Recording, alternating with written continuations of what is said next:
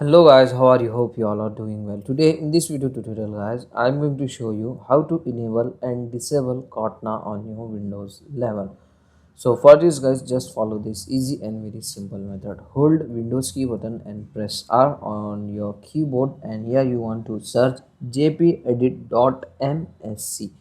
Okay, after this just click on OK, and guys here in the group policy just you need to extend administrative template. Just extend this, and here you can get the option Windows component. Just extend this, and here you want to search folder. As you can see, search folder is here. Just you need to select this, and in the right panel you can get the option allow Cortana.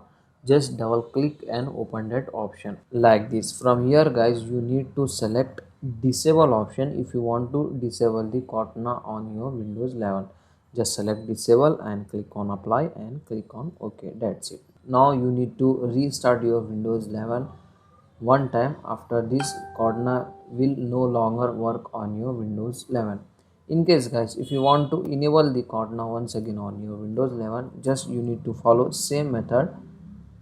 Just open group policy, administrative templates, Windows component like this, and here find out search folder and select it, and go to the right panel, and here find out allow Cortana. Just double click and open it.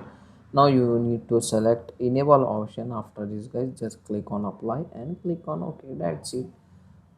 So from here you can easily enable and disable the Cortana on your Windows 11. So that's it for today guys. This is the short and very simple video. Hope you enjoy this. If you enjoy, please guys don't go back without like, share and subscribe to our channel. Thank you very much.